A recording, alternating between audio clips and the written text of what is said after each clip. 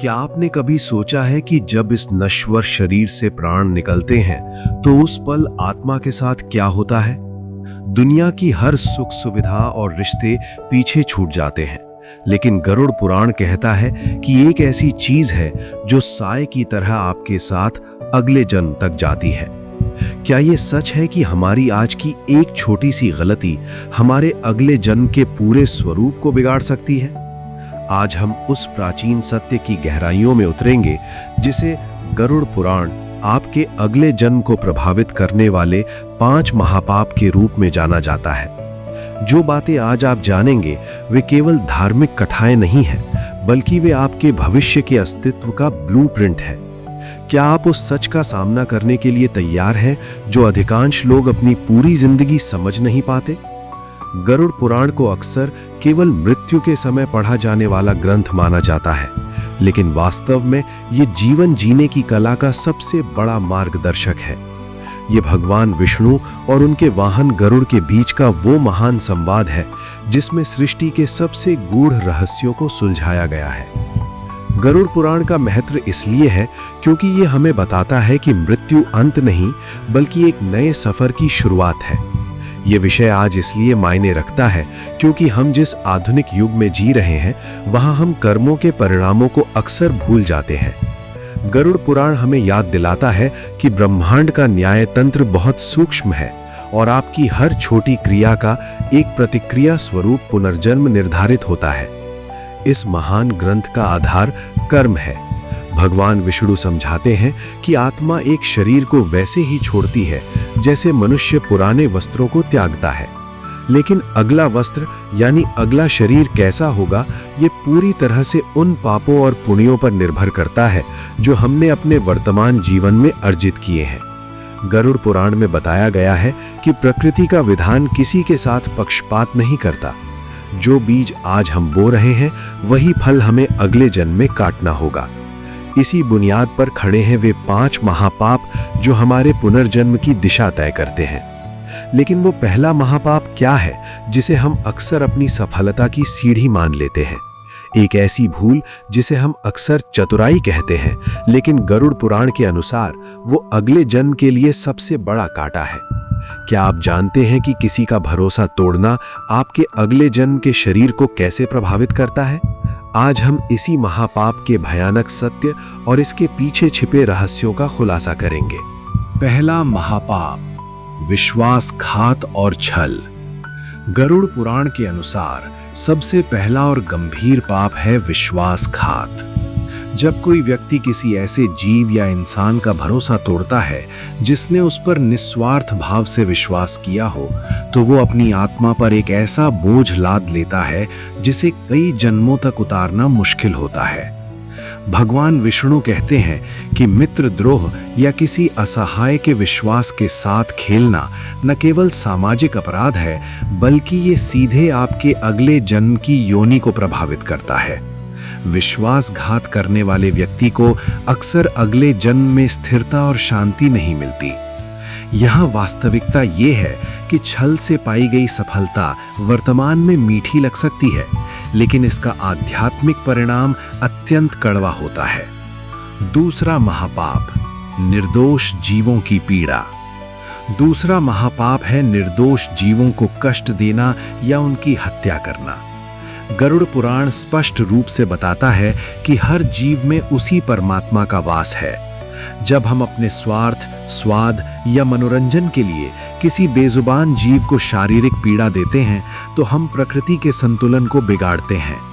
ये पाप इतना गहरा है कि ये आत्मा को अगले जन्म में पशु योनियों में ले जा सकता है, जहां उसे भी वैसी ही पीड़ा सहनी पड़ सकती है। ये हिस्सा हमें सिखाता है कि दया केवल इंसानों तक सीमित नहीं होनी चाहिए, बल्कि संपूर्ण सृष्टि के प्रति होनी चाहिए। अक्सर लोग सोचते हैं कि अगर हम बुरा काम कर रहे हैं लेकिन साथ में दान भी दे रहे हैं तो हिसाब बराबर हो जाएगा। गरुड़ पुराण इस गलतफहमी को सख्ती से दूर करता है। कर्म का फल प्लस और माइनस नहीं होता। आपको अपने पुण्यों का फल अलग मिलेगा और पापों का दंड अलग भुगतना होगा।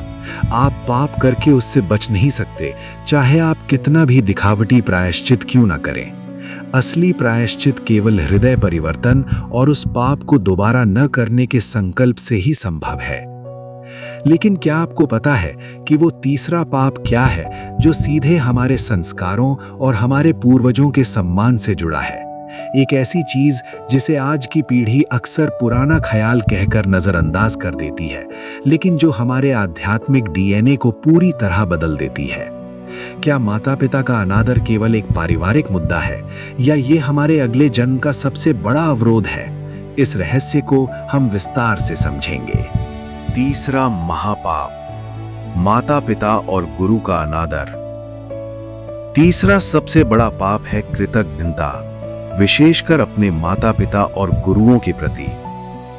गरुड़ पुराण के अनुसार जिसने हमें ये जीवन दिया और जिसने हमें ज्ञान देकर संसार में चलने योग्य बनाया, उनका अपमान करना सीधे ईश्वर का अपमान करने के बराबर है।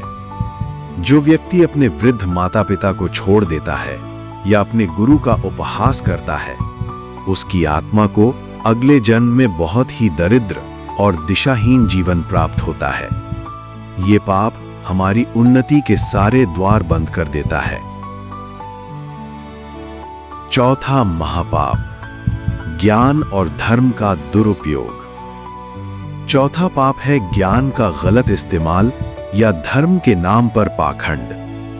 यदि आपके पास कोई शक्ति या ज्ञान है और आप उसका उपयोग लोगों को गुमराह करने या उन्हें लूटने के लिए करते हैं, तो ये गरुड़ पुराण की दृष्टि में अक्षम्य है।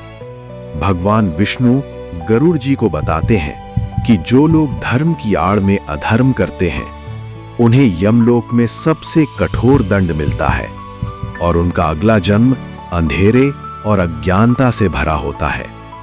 सत्य को छिपाना और असत्य का प्रचार करना आत्मा की शुद्धता को पूरी तरह नष्ट कर देता है। यहां एक छिपी हुई सच्चाई यह है कि पाप केवल क्रिया यानी एक्शन में नहीं, बल्कि विचार यानी थॉट में भी होता है। यदि आप मन में किसी का बुरा सोच रहे हैं, तो गरुड़ पुराण के अनुसार उसका सूक्ष्म प्रभाव भी आपके संचित कर्मों में जुड़ जाता है। ये भाग हमें सचेत करता है कि हम अपनी बुद्धि और वाणी का उपयोग हमेशा कल्याण के लिए करें, न कि विनाश के लिए। अब हम उस पांचवें पाप की ओर बढ़ रहे हैं, जिसे महापापों का राजा कहा जा सकता है। ये एक ऐसा पाप है जो बाकी चारों पापों की जड़ है और जो इंसान को इंसान नहीं रहने देता। क्या ये मुमकिन है कि आपकी सबसे बड़ी कमजोरी ही आपका सबसे बड़ा पाप बन जाए? हम उस अंतिम सत्य का अनावरण करेंगे जो आपके सोचने का तरीका बदल देगा। पांचवा महापाप, अहंकार और परनिंदा। पांचवा महापाप है अहंकार और दूसरों की निंदा करना। गरुड़ पुराण के अनुसार अहंकार वो जहर है जो मनुष्य के सारे पुण्यों को पी जाता है। जब कोई व्यक्ति खुद को सर्वोपरि समझने लगता है और दूसरों को तुच्छ मानकर उनकी बुराई करता है, तो वो अनजाने में उन लोगों के पापों का बोझ भी अपने ऊपर ले लेता है। पर निंदा यानी दूसरों की पीठ पीछे बुराई करना एक ऐसा पाप है जो आत्मा के तेज को खत्म कर देता है। अहंकार के कारण ही मनुष्य अन्य चार पापों की ओर प्रवृत्त होता है। संचित कर्म और पुनर्जन्म की प्रक्रिया। यहाँ गरुड़ पुराण एक बहुत ही वैज्ञानिक बात समझाता है। संचित कर्म, हमारे द्वारा किए गए हर काम का एक संस्कार हमारे सूक्ष्म शरीर पर छप जाता है। मृत्यु के समय यही संस्कार ये तय करते हैं कि हमारी आत्मा किस फ्रीक्वेंसी या किस लोक की ओर आकर्षित होगी। यदि हमारे जीवन में अहंकार और द्वेष की प्रधानता रही है, तो हम प्राकृतिक रूप से निम्न योनियों की ओर खींचे चले जाते हैं। ये प्रक्रिया वैसी ही है जैसे पानी हमेशा नीचे की ओर बहता है। लोग अक्सर पूछते हैं कि क्या अनजाने में हुआ पाप भी उतना ही प्रभावी होता है? गरुड़ पुराण कहता है कि आग को जानबूझकर छुओ या अनजाने में, हाथ तो जलेगा ही।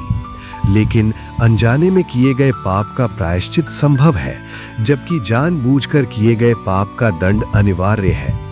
ये भाग हमें अपने हर निर्णय के प्रति जागरूक रहने की प्रेरणा देता है। तो क्या इसका मतलब ये है कि हम सब पापों के जाल में फंसे हुए हैं और इससे बाहर निकलने का कोई रास्ता नहीं है? क्या गरुड़ पुराण केवल दंड की बात करता है या इसमें मुक्ति का कोई गुप्त मार्ग भी बताया गया है? हम उन समाधानों और निष्कर्षों की बात करेंगे जो आपकी आत्मा को इन बंधनों से मुक्त कर सकते हैं। अंतिम सत्य और समाधान। गरुड़ पुराण का अंतिम संदेश भय नहीं बल्कि चेतना है। भगवान विष्णु अंत में गरुड़ जी को बताते हैं कि यद्यपि पापों का फल भोगना पड़ता है, लेकिन नाम स्मरण, सत्य का पालन और परोपकार ऐसे 3 मार्ग हैं जो बड़े से बड़े पाप के प्रभाव को कम कर सकते हैं।